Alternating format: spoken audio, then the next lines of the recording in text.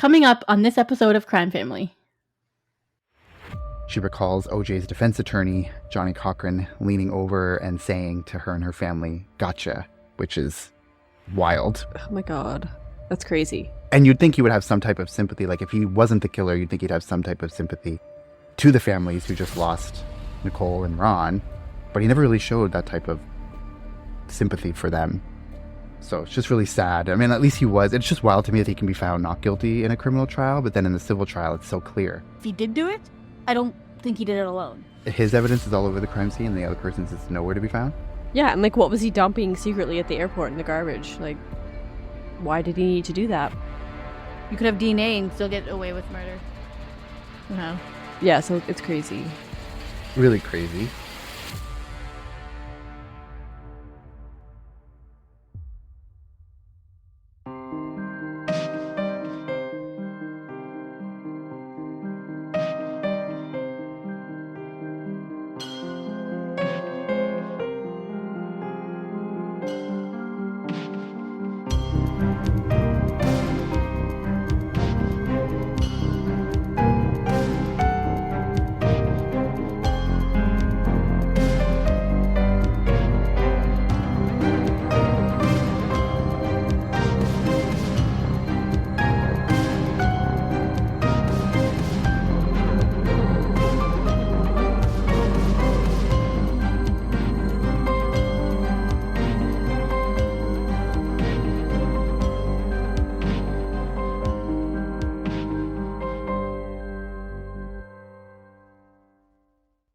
Hey everyone, welcome back to Crime Family. I'm Katie and I'm here with Steph and AJ.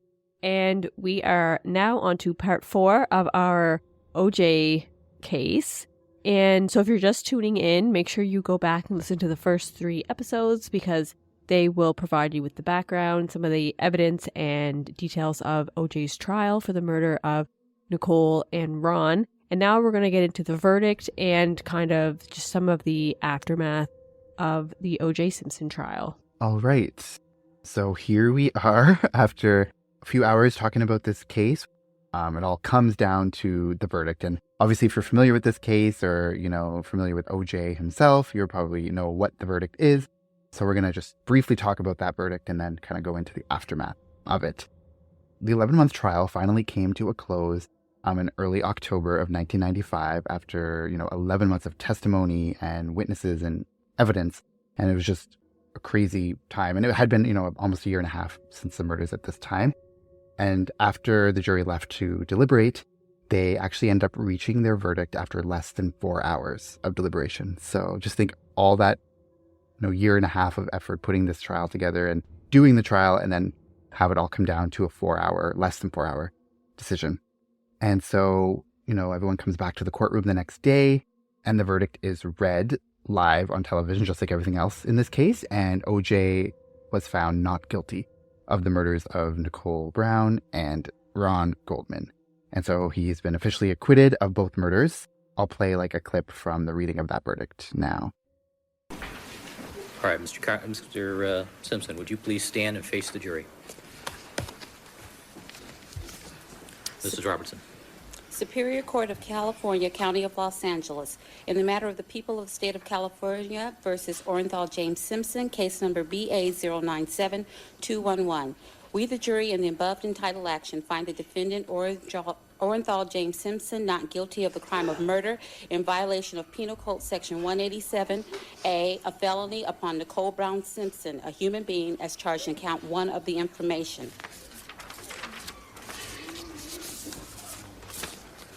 Superior Court of the State of California, County of Los Angeles, in the matter of the people of the State of California versus Orenthal James Simpson. We, the jury, in the above entitled action, find the defendant Orenthal James Simpson not guilty of the crime of murder in violation of Penal Code Section 187A, a felony upon Ronald Lyle Goldman, a human being, as charged in count 2 of the information. I was actually listening to an interview that Ron Goldman's sister Kim did in the years since, and she was actually on the Howard Stern show in 2019, and she was talking about being in the courtroom in the moment that the verdict was read. And right after it was read, obviously they're devastated and obviously not the outcome they wanted.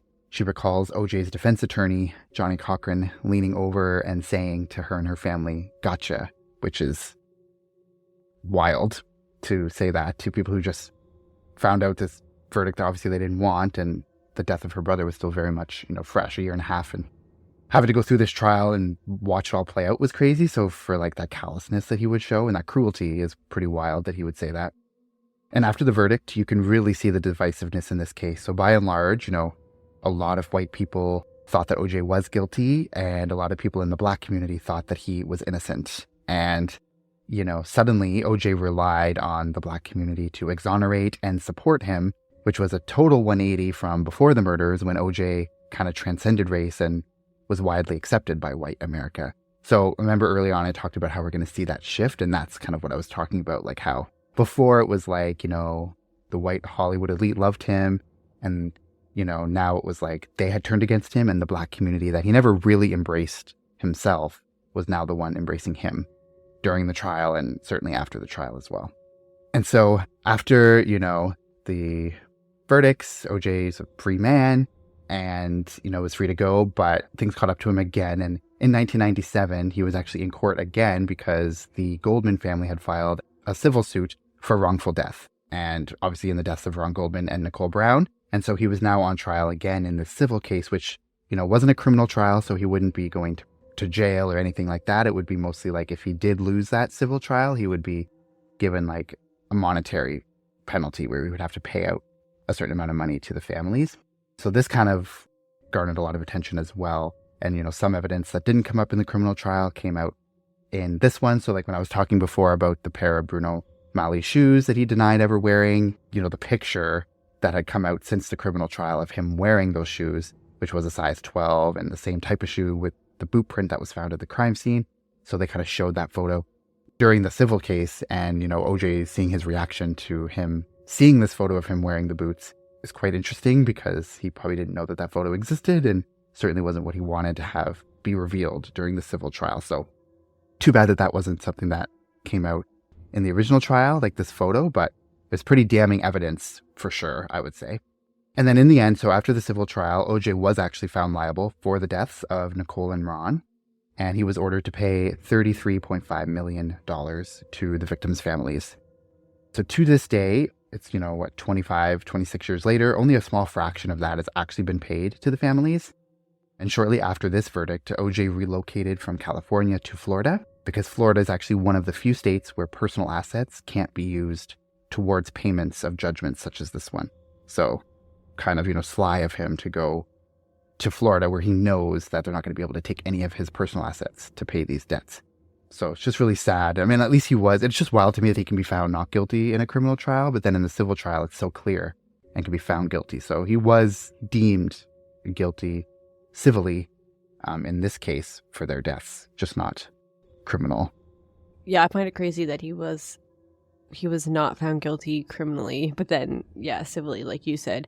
And also, I didn't know that was such a thing, that certain states don't actually have to pay what the court says you have to pay. Like, that seems a bit crazy. So that's a new one for me as well. Yeah, I mean, I guess in Florida you still have to pay it, but they just have different guidelines of like what can be used as assets. Like, they couldn't just sell off all his assets and pay that money to the families. It's like they can't touch his assets. And his, like, because he still gets a pension from the NFL from being in the league. So all of that money also can't be touched or used towards that as well. So what can be then, like, money that you make if you got a new job, some of that maybe, or? Yeah, like it's probably any like new income that he gets that's not his pension, or okay, so just not stuff he already has.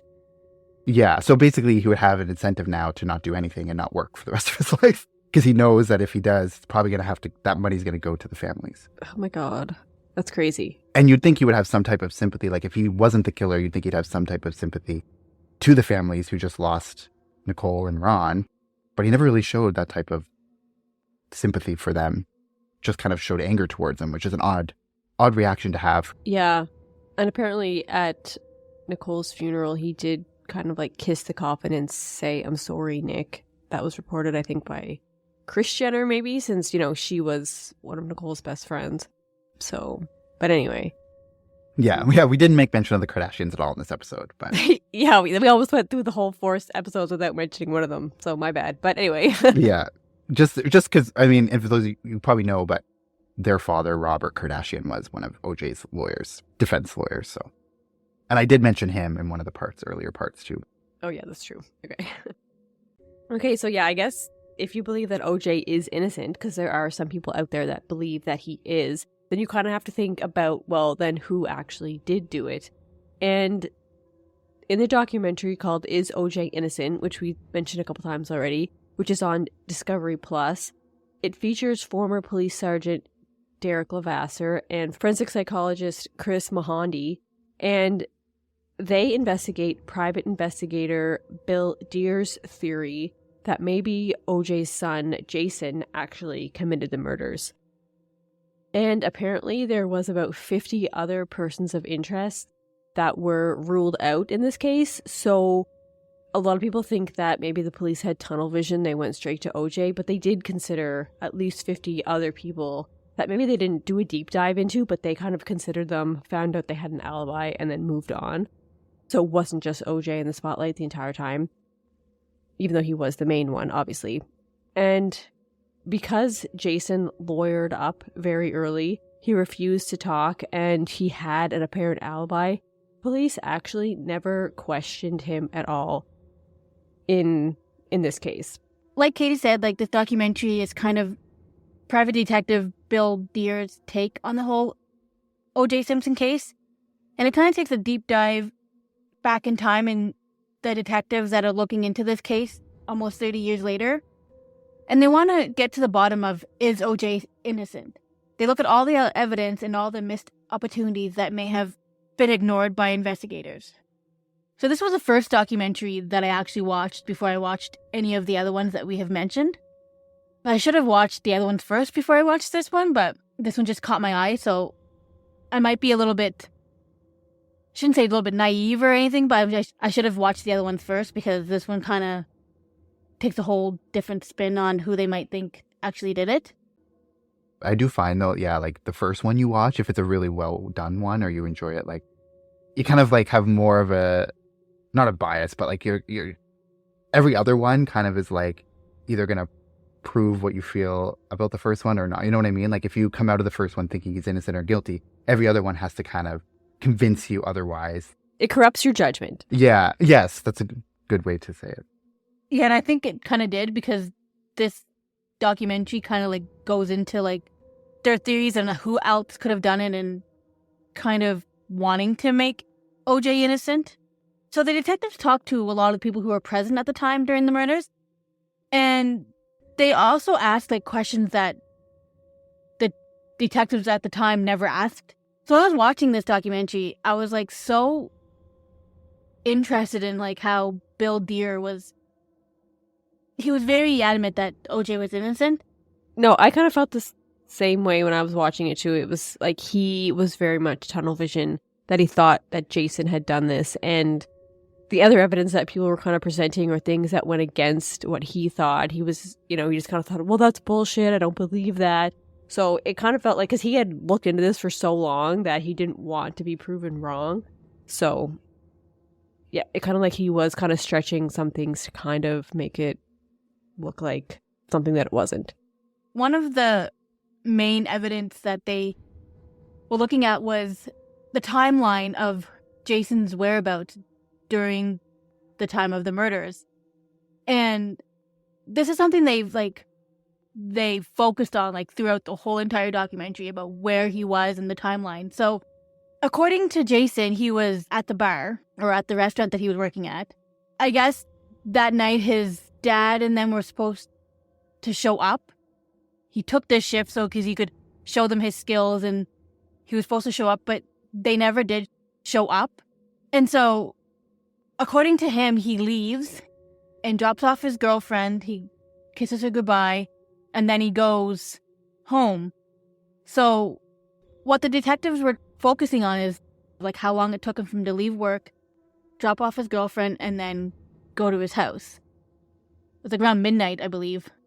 There wouldn't be much traffic, and they wouldn't, like, it could be possible. So they actually got in their cars on a Sunday night and did the actual route, it was very, very close, and it could be possible, but they also did it on a Sunday when there was no heavy traffic, so I don't know, I'll say I don't know LA, but 27-minute window seems awfully such a small window to get from one side of LA to the other and then back to your house. I think they concluded that it just probably was not enough time for him to get off work, speed over there, and then have time to commit the murders. Like, I think that was the ultimate conclusion. It was very unlikely. I think they say it took a little bit more than 27 minutes. So, yeah, I think they're pretty sure they concluded that it was impossible for him to get to point A to point B in that short amount of time. Also, one of the things that they really focused on was his timestamp that he had during the night of the murders. And what's very interesting about this is that normally you'd punch in, punch out, so you'd have like a time card. But his time card was written in, and to the detectives, it was very, very sketchy, because why would you write in your time card when you normally just punch in, punch out? They just honed in on this time card because it was just something that didn't really sit right with them. And they were trying to figure out, like, how he could, like, was he actually at work at the time he said it? And they did, like, they even went to, like, a handwriting expert and see if that was his handwriting. And they talked to the owners that worked with him that night. And, like, he said he was at work, but he, like written it in. And also to know, like, when he wrote in the date, it was, like, a couple days after his shift that night of the murders. They found out, so it wasn't even the same night. It was a few days after, which is also sketchy. Yeah, so originally it looked like he had written in the time that he said that he left at 10:30 that night at work, but it was, like, handwritten, like Steph was saying. And why, out of nowhere, instead of punching in and punching out, would you have to write in your time for that night? When they do some investigating, though, they kind of realize that they think that they had the date wrong. Like, it looks like it was supposed to be for that night of the murders, but they figure out that it's actually a couple days after that he had written in, or a couple days before. So it turns out that that wasn't even for the right date that they were looking at. That's what they came up with in the end. And so that time card, it looked sketchy, but they had an explanation for it that kind of, so like, oh yeah, the night of the murders, he actually did punch out at the time that he said, and he punched in and out. That handwritten portion was for a different day. Yeah, so all that effort going into the time card was kind of just, like, put to the side because it didn't really matter.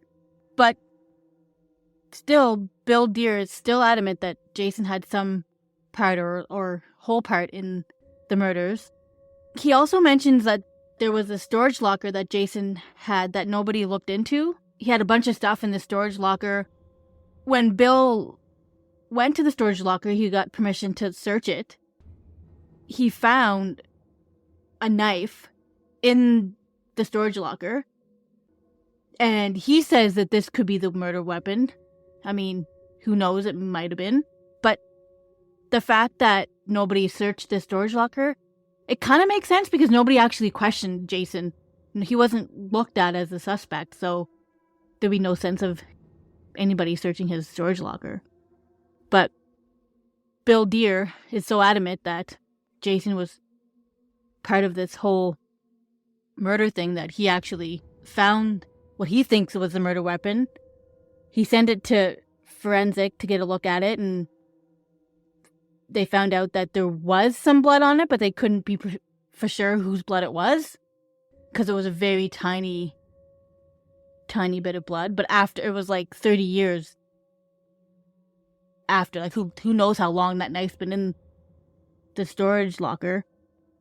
So there's just a lot of things that are not going Bill Deere's way, but he's like Katie said, he's so tunnel vision that OJ is innocent for some reason. It's so weird that you would, like, convince yourself that OJ was innocent for so long when all the evidence that you're presenting is like very shaky, and you're discounting tons of evidence that's much more solid. So it's just weird that you would take that stance. During the investigation, at the beginning, there was this wool cap that was found at the scene. Yeah, they found hairs that were consistent with a black person, but they couldn't tell like who it actually belonged to. So Bill Deer's theory is that, well, he presents that it's Jason's wool cap, because if you look at pictures of Jason in any of the pictures that Bill Deer presented, or if you look at any pictures of him and his family, like, he's wearing a wool cap. Yeah, but wool caps are very generic. Like, tons of people have wool caps. Like, that's... Yeah, it was like a black one that looked like exactly to the one they had found. And then after the murder, pictures of him, he had a different one on. So it made it look like, oh, he lost his hat that night. But they also brought up the argument that, well, maybe because he saw that there was a hat that looked just like his, he changed hats because he just didn't want to be associated with that. And people were saying, well, maybe OJ borrowed that hat or took that hat and wore it that night, so he needed to get a new hat. So I don't know. It just seems like it's very, very loose. Oh, yeah. And I forgot, that they found the wool cap at the scene, too, because we were so focused on, like, the glove. But, yeah, there was that wool cap, which I just find it's such a stretch that they would, like, I don't know. It's like he's grasping at straws to, like, for some reason, try to paint this picture that OJ's so innocent. But nothing that I've heard Steph say or anything that I've seen on any other argument is convincing at all. Yeah, and, like, they go into, well, maybe OJ isn't innocent, but he had an accomplice, and that accomplice was probably Jason, is also what Bill eventually comes down to, I think. It's like, well, Jason was definitely there with OJ, if OJ did it, so, yeah. Because back when we talked about the shoe print at the scene, according to Bill Deer, there was actually 2 sets of footprints at the scene. Yeah, so I did talk about this, and they have that, one of the experts, Dr. Henry Lee, which I've seen in other documentaries too, and somebody else says, well, yes, Dr. Henry Lee is very, like, he's very smart, he knows about these kinds of things, but he also does things for money, so if you pay him enough money, he'll kind of say what you want him to say. So that was kind of an accusation for one of the other experts that said, no, there actually is only 1 set of footprints. The other things that look like footprints are those other things that I talked about before. So I think their conclusion was that it likely is only 1 set of footprints at the scene.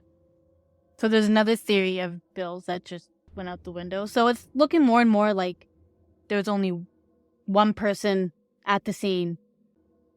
And I just found, like, I really liked this documentary, but I also found it was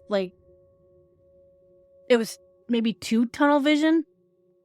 I feel like they just kind of just pointed at that one, like, Jason, and he kind of just stuck with that.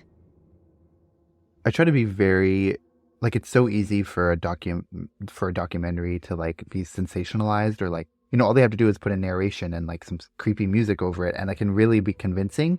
So I feel like I always try to look, like, just go right to the evidence and, like, going over, like, what was found at the scene and, like, the blood and the DNA evidence and all that stuff, because it's, like, it's so hard you can't just watch one documentary and, like, be convinced that that's what happened. You have to consider, like, what's their reasoning behind this perspective, like, who created it, all that stuff. Like, you have to think of that. So I always try, even, like, the OJ Made in America one, like, you still, even though I found that one still did a very good job, like, presenting just, like, the facts, but so it's always hard to, like, watch a documentary, because a documentary can be good, like, well produced, but that doesn't mean that it's factual or, like, responsible. And it's the way that they do it, in a way, if that makes sense. So I always try to go back to, like, the crime scene and, like, what was presented at trial and all that stuff to, like, make a decision. Yeah, that's why I think this documentary, if they didn't bring in Derek and Chris and they just kind of presented only what Bill Deer had to say, then yeah, you'd be like, oh, it does look like Jason could have done it. But then it's when Derek and Chris kind of go through stuff and reach out to other people and they have that other perspective where you're kind of like, oh, yeah, maybe it's likely that he didn't do it. So, I mean, it could have very easily have been twisted to look like Jason did it for sure. And that's what you got to be careful of, like you were saying, when you're watching these kinds of things, because it's very easy to twist things around if you don't include everything that's out there. And with a case like this, it's very hard to include everything that's out there because there's so much. And unless you're doing like a 15-part series, you're never going to include everything. And most filmmakers or whatever, when they go into making a documentary, like there's a story they want to tell and they have to stick to that story. So there are things that do get cut out, but there's ways to be responsible still in doing that. Yeah, and it's so easy to pick a side and just only present things that go with what you're trying to say. So yeah, you got to look out for that. And of course, any like responsible person's going to look at both sides and make a decision. One of the things that Derek Levasseur and Chris Mahonde looked at was a witness that said she saw OJ's Bronco by Nicole's house, and it also looked like there was a person in the passenger seat as well. Well, yeah, that was Jill, right? Because she was the one that sold her story to the tabloids. Yes, but they talked to her in this documentary, and like she was the one that said she never did that. But she was convinced that there was 2 people in the Bronco that night that she saw the Bronco. But nothing was ever confirmed to link Jason being in the Bronco, and nothing confirms to link him to the murders. Because he was never questioned by the police, ever, and he lawyered up, there was no need to search his property. There was no need to search anything, so there's nothing there to link him to the murders. So it could be possible that he did it and had an accomplice, or that OJ did it and it was Jason who was his accomplice. But I don't think Jason did it. I also don't think OJ did it, but I think... You don't? I think he had somebody do it for him. I don't think he actually did it. But that's just my opinion. I don't know. I could be totally wrong. There's no evidence of that. Yeah, that's a hot take, I guess. Yeah, there's zero evidence. That's a hot take. There's zero evidence. I just think it's so clear. I mean, I just think if someone else did it, there would have to be some like one piece of evidence that it wasn't OJ, and there is not. Yeah, like all the evidence like points to OJ, and like of but course. But if it was OJ, he would have been guilty. Like there's so much. If there's so much evidence pointing towards him, then why is he not? Like why did he not? Well, we explained all the reason why he got off. I know, but I'm just saying, like. Yeah, but we know what happens all the time. Some people get convicted and they didn't do it, right? So it goes the other way as well. Just because you're acquitted doesn't mean you didn't do it. No, but I just don't think he did. I don't think. I know, but like, do you have like why? Because I don't think he was there that night. I don't think he. But, like why? The timeline? You just don't think the timeline fits? Yeah, I think I don't think the timeline lines up. And same with Jason's. Like I don't. It's impossible for him to get from point A to point B in 27 minutes. Yeah, I mean, I don't think Jason had anything to do with it at all. Like that No. was just something that one person brought up, and then they kind of ran with it. There's no evidence that Jason did anything, so I think we should just forget about him altogether. Yeah, Well, it's probably too late now. I think they just need to use DNA inside that glove, and then we'll find out who did it. It'll be OJ. But I also think like I was watching a lot of like interviews with a lot of the people after the fact, and again I watched another interview with Marcia Clark, and they asked her about, I don't think it's this documentary you guys are talking about, but there's another one that came out in like 2016 that is similar and trying to like paint this picture of Jason Simpson as being involved. And like her response to it was basically like, it was like a despicable documentary, like the way that they did it. And like, there's no evidence to suggest that Jason did it. And also she says that like, it's just a terrible position to put Jason in because like, what's he going to do? Defend himself by saying like, oh, it wasn't me, but it was my dad that did it. Like, obviously he's not going to say that. He can't defend himself by pointing the blame at OJ because that's his father. You know what I mean? Like, it's just, I think to like harp on that argument or to like bring, like to consider that argument is just like, I don't even. I just can't believe he was never ever interviewed. Like, you think that would be the first person besides OJ that they would interview? Like, I don't understand. But also there's like no motive for Jason. Why would they? Like, there's no motive for him to do it. Like, why would he kill Nicole? Like, well, he could like, he was mad that night because his family didn't show up to the dinner that they said they were going to. No, there's no proof that he was mad. That's one of the theories they brought up that thought because, they were supposed to come to the restaurant and then they ended up not going. They're like, well, maybe he was super pissed about that and went over to kill Nicole because she didn't come out to eat. So, but there's no proof that he was angry about that. That's just something they brought up. They also talk about, like, in this documentary, they also talk about, like, he wasn't always the best person either. Like, there was allegations of him being violent towards his girlfriend and stuff too, or OJ wasn't a good person either. True. Maybe they did it together. And neither of them are talking. I don't know. But they also brought up OJ wrote a book after all of this came out. It was called If I Did It. And in that book, he describes a character named Charlie who he says did it. But who's this Charlie person? He wrote this book, and I think came out in 2006 or something, and it was like called If I Did It, and it was supposedly him like saying in a hypothetical situation, like saying I didn't do it, but like if I did it, then this is how it would have happened or how it would have gone down. And he talks about this alter ego named Charlie, like either convincing him to do it or being there when it happened. So it's kind of like saying that like Charlie is committing the crime. It's like he was like trying to admit to doing it, but like using this fake person Charlie, saying like, oh, Charlie did it and this is how they did it, so that he didn't have to like out front say that it was him that did it. But why write the book though? Like when I heard about that, like I don't understand. Make some money. Yeah. Well, true, but was he guilty? Like, did he have this guilty conscience that he needed to just not tell the truth publicly, but just write it in a book? Well, he was probably broke and knew he needed a new gig because... I doubt he was broke. Well, no, I guess he has a pretty good pension. I'm sure he just needs a new gig. I don't know what he wanted, if he wanted attention. I read something that, like, the publishers had, like... He had, like, agreed to this book. It was written by, like, a ghostwriter. He agreed to the book to get the money from the publisher, but, like, didn't really know what it was. And then the publisher went in and, like, released the book or whatever. Like, he didn't write it. I don't know. It was just... I don't know. It's not really relevant. Really, well, I mean, it kind of is because he. Well, it is, but like it's like a confession almost. It never went anywhere, though. No, the book was banned. Like it stopped being published. Like that, it's not allowed to be out there in the world anymore. I think there was controversy about the book initially, and then it wasn't going to come out. But then I think it was the Goldmans that were like against the book, obviously. But then like later they had agreed to let it come out. But then the agreement was like any money that was made off of it was going to be going to them as part of the settlement that they were owed. And also they like changed the title of the book. So like before it was like If I Did It, and it still was If I Did It, but like they put the word if like in really small letters. So like if you look at the cover, you can't even see the word if. It's just saying like I did it. And then they added like I did it, the confession of a killer or something. So they're trying to like make it seem, and they're like, this is the closest we're probably ever going to get to a confession. So we're going to like market it as that. And then they got the profit from what they were owed from the civil trial. Is what I read. Okay. I think it was banned, though, eventually. Yeah. Yeah. I don't think it's in publication anymore, but... No, I don't think so.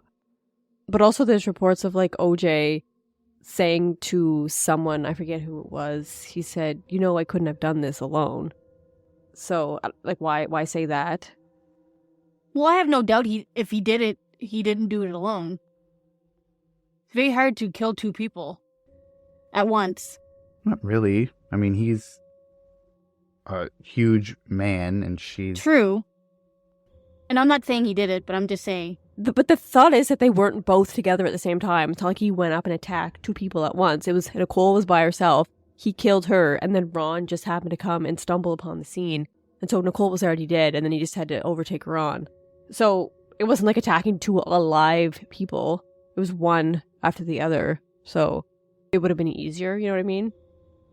Yeah. Or and at the very least, Ron came while he was already stabbing and attacking Nicole, which she can't do much at that point.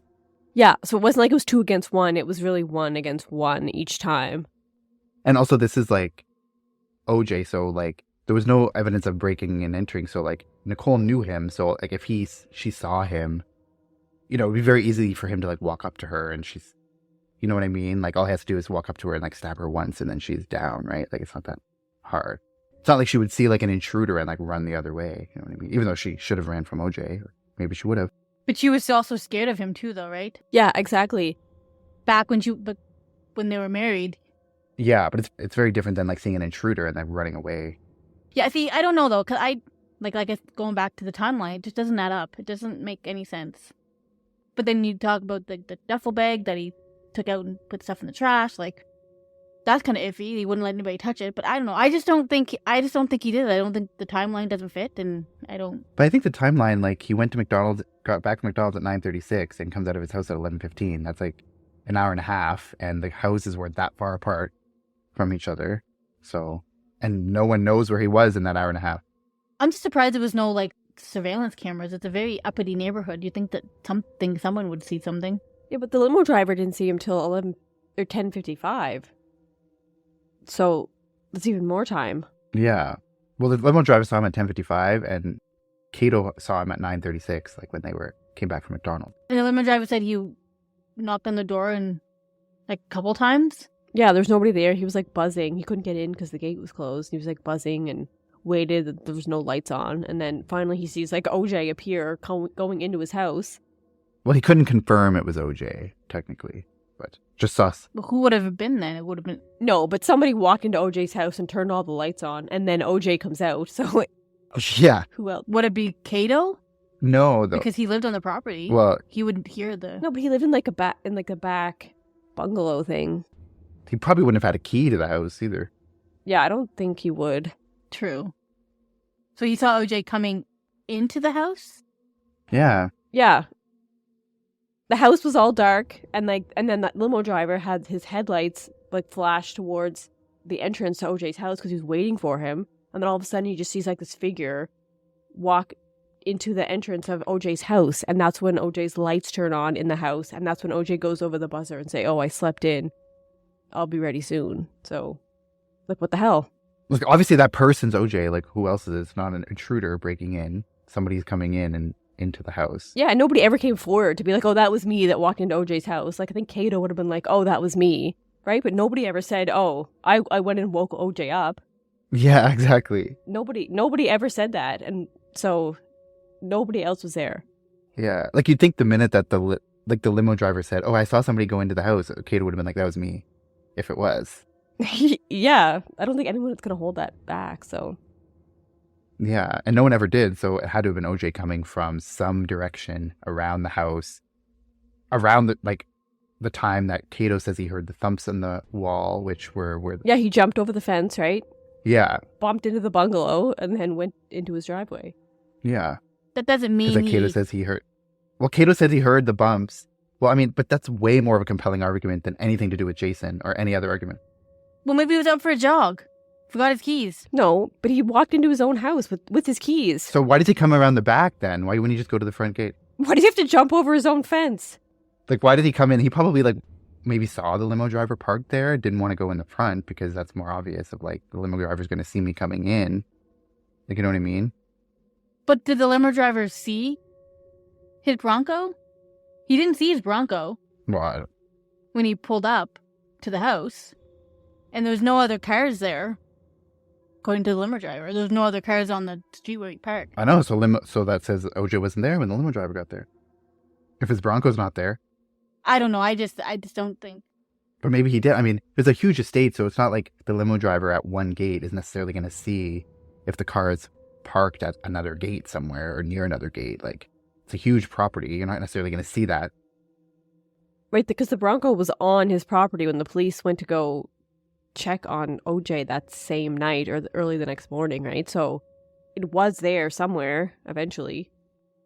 Yeah, it was there, but I know when they interviewed Mark Furman in that, he was saying that like there was like the main gate where like the limo driver would have been, and then the other officer stayed there. He walked a little bit down to the other gate, and that's where he saw the Bronco. I don't know if it was parked inside the property or just like, I'm assuming it probably would have been inside the property, but at like another gate or like parked on the side of the road. Maybe parked on the side of the road. I'm missing that detail. I don't know for sure, but the point is he saw the Bronco there at whatever time that was, 6 a.m. But Yeah, like the limo driver didn't see the Bronco pull in, but yeah, like you said, it could have came in from a different way because it was around that area anyway when the police were searching it. yeah. And so it's like a huge property, so he could have drove the Bronco to the house, but the limo driver's not necessarily going to see him do that. If he's at one gate, if he goes to like another back gate or a gate that's like not close to that, he can still drive the Bronco home without the limo driver seeing him. Yeah, because he obviously didn't want the limo driver to know that he was out somewhere, right? Because he said he was sleeping. Yeah. And then the limo driver just happened to see him walking into the house anyway, but he didn't plan that. Yeah, so the defense did a good job of completely destroying Mark Furman's character, and he's the one who found the glove. So then they're like, okay, well, if he is truly a racist and he's a crooked cop, like, can we really, you know, it left room for doubt of like, well, did he really find the glove? And then they tried to cast doubt on like everyone who was collecting the blood evidence, and then basically just trying to paint that image. So, and then the jury, like, it loved OJ. So, Yeah, I mean, what gets it for me is like there was literally OJ's blood drops on the walkway at the scene of the murder. So, why else would they be there? His blood, right? So, that alone is almost enough for me. yeah. Oh no, you're not gonna convince me. I just don't. You love OJ? You love OJ, I guess. I don't know.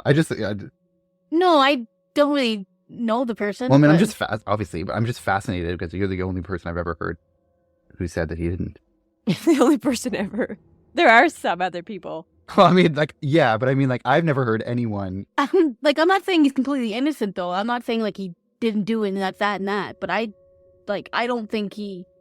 I just don't think he did it. I think It's just weird that like you accept more easily like all the stuff to do with like Jason than you accept the blood, DNA evidence, and all that stuff. Do you buy in that the police planted evidence against OJ? no.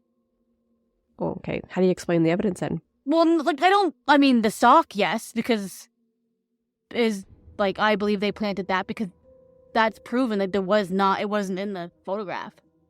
But then all of a sudden it appears. Yeah, but then it comes out to say that that video that was taken was actually after they picked up the sock, and then they did like a sweep of the house after they picked stuff up. So I don't know. The timelines are all weird. Nobody really knows. But I mean, there's gonna be DNA in Nicole's house anyways because he lived there. Did he not? Well, not for like a long time before the murders. The DNA would still stay there though. Like if you lived in that house for a long period of time, like you'd. Yeah, but his blood's not going to be there Well, no, but like. on the walkway.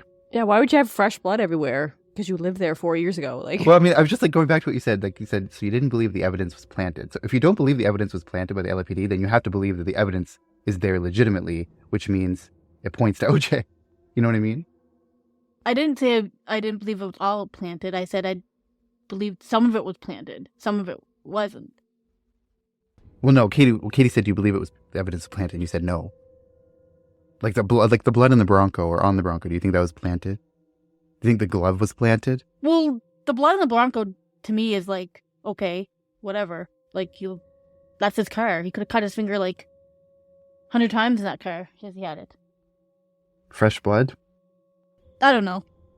Wasn't fresh blood. yeah, I don't think they really have any proof of like when that blood was there. It could have been there from before. Like he's had that Bronco for God knows how long. It could have been like years. I don't know. Who knows? I don't know. They can tell if there's degraded blood and fresh, relatively fresh. So I don't know. Yeah, and I mean, and if it's like OJ's not going to leave blood on the handle of his car for a year.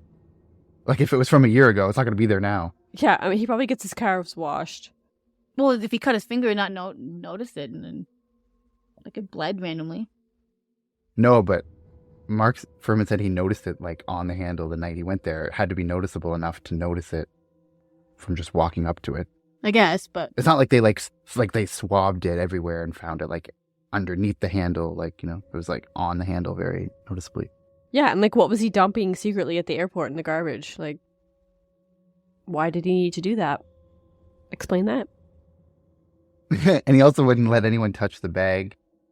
well, I can't because I don't know why he would do that. But I'm gonna just say this: I don't think if he did do it, I don't think he did it alone. Where's the evidence? But it's just all his evidence is all over the crime scene and the other person's is nowhere to be found. It's just one of those. I don't know. I don't know. After watching everything, I just don't. Yeah, that's fine. I mean, you're entitled to your opinion, but from what I know and what most of the world, there's just no evidence to suggest that anyone else did it other than him. Yeah, I just think, like, I haven't yet to hear. I mean, if this is like I'm just gonna keep going back to the timeline because it doesn't fit, and but I think it does. But if the timeline doesn't fit, then You must have quit. it's like, if this is like happens to be like a cold case where the serial killer's still out there, it's like, I'm all ears. I want to know who did these murders, obviously. But like, it's also funny that OJ himself has never once said, I'm going to find out who did this. If he really loved Nicole, like, he's never put any effort into finding the real killer. Are they still investigating it? Like, are they still looking into it? Well, it's still considered an open case, isn't it? Because Well, I guess, technically. because they don't have anyone arrested for it. So yeah. They didn't find anybody, so maybe it'll be like that Natalie Holloway case. Maybe like Yeah, I mean, 20 more years down the road, well, he'll probably be dead by then. But he'll write a confession note before he dies or something. Yeah. no, I feel like he loves it that he got away with it, and he's never gonna say anything about it. So, I mean, obviously, these are all just our opinions, just allegedly, all of this stuff. And he was found not guilty. So, I mean, Well, this goes to show, like, evidence doesn't matter, Yeah, apparently. in certain cases, I guess. You could have DNA and still get away with murder. Somehow. yeah, that's like the whole thing about why that Rodney King thing was like so significant. I think everything kind of led up to why he got acquitted, and that was a big part of it.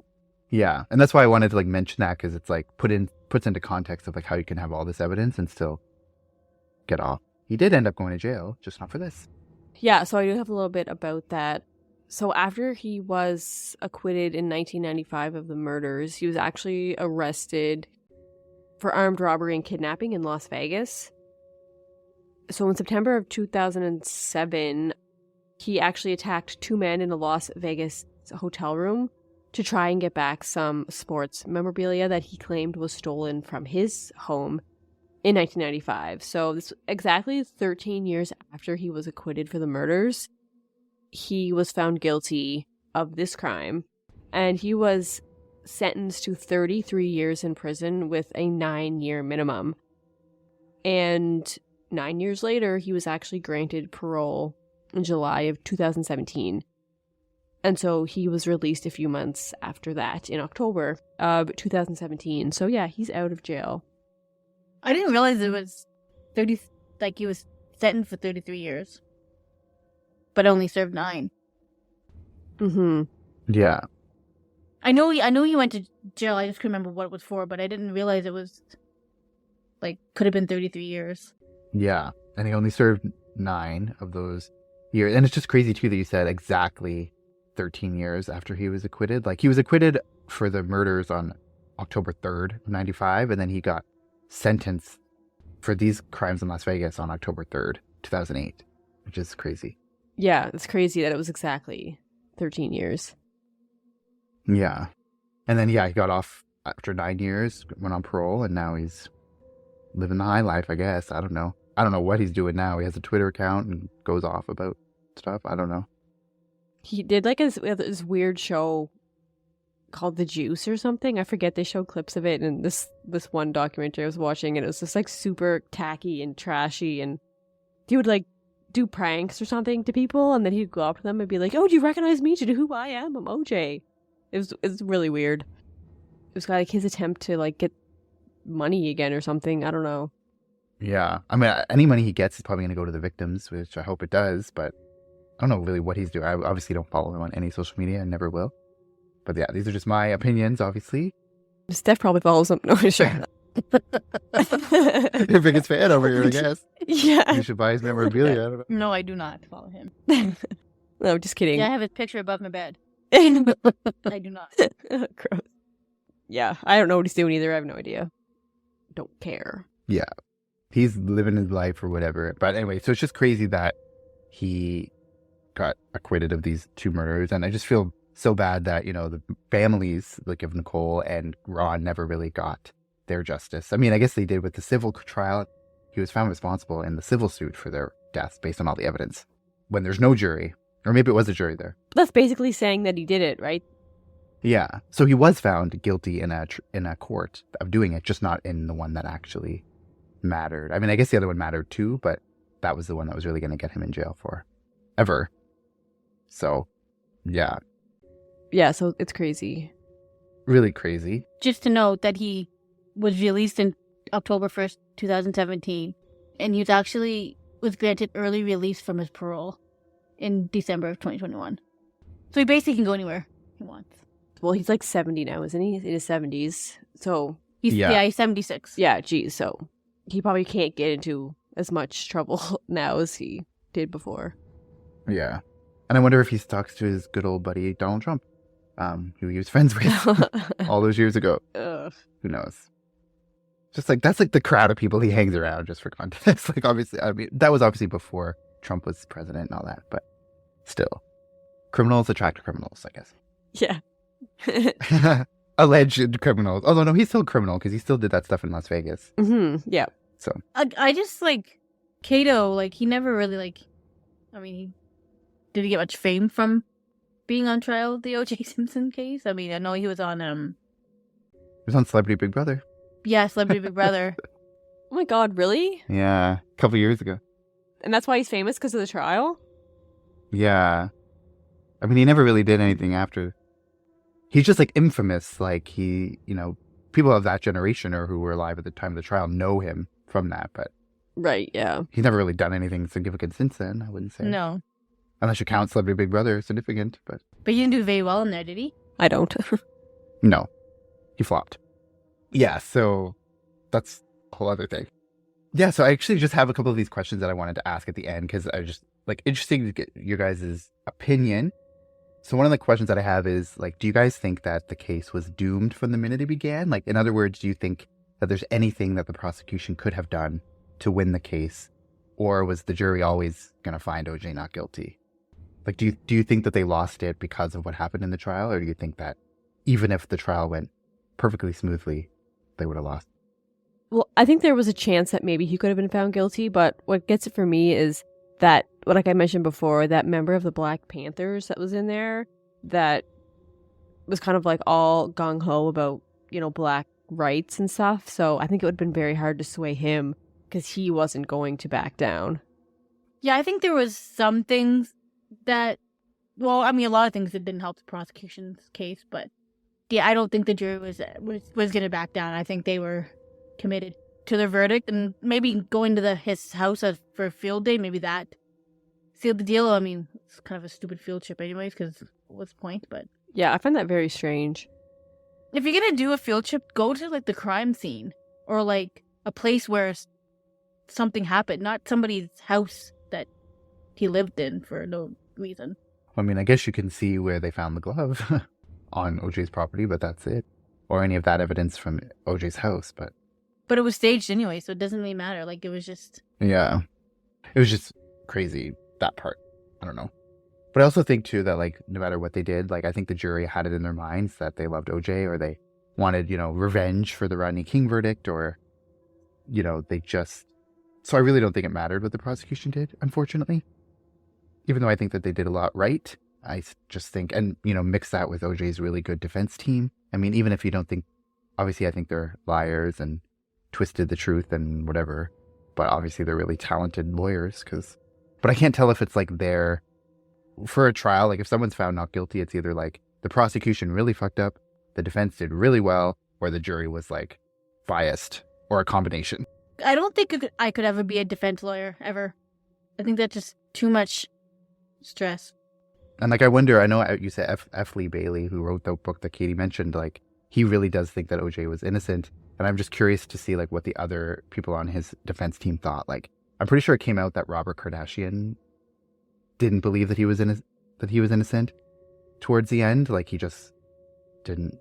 Yeah, when they show that, like, because they zoom in on like OJ basically when they read the verdict and Robert Kardashian's like in front of him, and you just see like the look of disbelief on his face when they say not guilty. Yeah, so he really thought that he was going to be found guilty too, even though he was on his own defense. He was on OJ's defense team. So that's wild. So yeah, I just really think that in this case, I think it came down to the jury being biased against, or, you know, for OJ. They liked him or they wanted revenge or whatever. So I don't necessarily think it's what any of the prosecution or defense necessarily did wrong or right. It's more just the jury itself. And then another question I had is kind of like, how do you feel about high profile cases with celebrity defendants? Like, I always go to the most recent one I could think of is like the Amber Heard versus Johnny Depp one. That was like hugely publicized. It was kind of like, you know, the go-to news story for a while. So obviously, like, if you have any comparisons or differences between that case and OJ's, or like, what do you think of when there's a high profile celebrity on trial for something? There hasn't been obviously too many of them, but I just think it's so hard for anyone involved to be objective at all, because as a jury or as the judge, you know these people, not personally, but you know what I mean? Like, you could be a huge fan of Johnny Depp, so it would be so hard to not be on his side. I don't know how they, like, find people that are truly going to be objective in these situations. Yeah, Katie just literally took the words out of my mouth. I was just going to say, like, I don't know, how they pick these people then. Yeah, like, before I didn't watch a ton of it, but I was, like, on Johnny Depp's side before I knew anything that was going on, right? Because I used to be such a huge fan of his growing up. So it was like, he didn't do anything wrong right from the get-go, right? So, if you found out that he did, then it's hard to switch from defending him, right? So, yeah. He won that, though, didn't he? I think. I didn't really follow it, but. Yeah, I think so. Yeah, he did. I didn't really follow it a ton either. I didn't watch it either. But it is really hard. It is really hard to find people who aren't biased, though, because especially, like, huge celebrities. Like, everybody, no matter where you go, you could take the case outside of the jurisdiction, but you're still going to find people who are obsessed with Johnny Depp or who are obsessed with Amber Heard or whoever the case may be. But I think it'd be super hard. Yeah, so I think it's hard to find people that don't already have an opinion about it going in, whether they say they do or not. But in that situation, though, like the Amber Heard and Johnny Depp thing, like, I don't know, maybe I haven't watched enough cases, but I feel like it's very unheard of for the man to win a domestic violence case. You know what I mean? I was actually shocked that he actually won. Not that we're going to go into his case, but I'm just... Well, yeah, it's definitely... I don't know the numbers on that, but I would assume you're right. Like, but it's all for money too, right? Because isn't Johnny Depp now dating his lawyer or whoever represented him? Yeah, that's what I heard. Oh my God.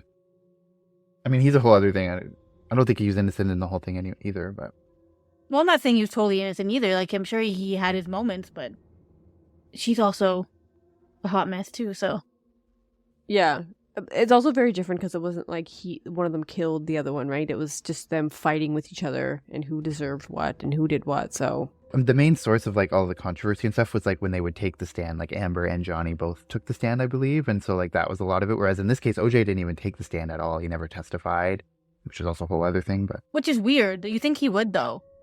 I know. You'd think the defense would want him to because he was very, like, charismatic and charming. And you'd think that the defense would want to have him, like, put on a show for the jury, which I guess he did the whole time anyway. But maybe they thought he was more of a danger of, like, incriminating himself than anything else. But... I'm sure the prosecution would have wanted to cross-examine him. Yeah, I think once he gets up there, then like when he gets cross-examined, they can really ask him a lot of things that probably the defense didn't want brought up, like his past with Nicole, how he treated her and stuff like that, and so he would have to answer those kind of questions. So it just wouldn't look good for him in that sense. Yeah. So, I mean, the defense got the result they wanted in the end anyway, but. Yeah, so just a wild case, and, just so, it's almost 30 years ago, but it's still, like, so sad, like, Nicole would have been, I don't know her age, but, like, to think that, like, they both died so young, and Ron Goldman, I think he was 26, 27 at the time, and so he would have been, like, in his 50s now, and just sad, like, at the end of the day, it comes back to, like, the victims and their families of, like, they had to suffer through this, and, yeah, it was sensationalized with OJ and all of the media and stuff, but at the end of the day, like, regardless of who did it, like, two people were brutally murdered. And their killer was never brought to justice, whether it's OJ or someone else. So that ultimately is the worst part of it all. All right. So that does it for our first case of the new season. Thank you for listening to us talk about it for what's probably going on, 4 hours now between the 4 episodes or so. So thank you so much. We hope you've enjoyed it. And we want to hear, your feedback, what, your opinion is, whether you think OJ did it, which you probably do, or not, or, what pieces of evidence were most compelling for you, what stuck out in your mind, and what's kind of the thing that makes you believe beyond a doubt what your stance is. So we want to hear your feedback and what you think. And we're going to be back with another 4-part episode on another case. And we're excited to get that one started and talk about that one that's coming up. And yeah, as always, you can follow us on all the social medias, on Facebook, Crime Family Podcast, on Instagram, Crime Family Podcast, and on Twitter or X at Crime Family Pod 1.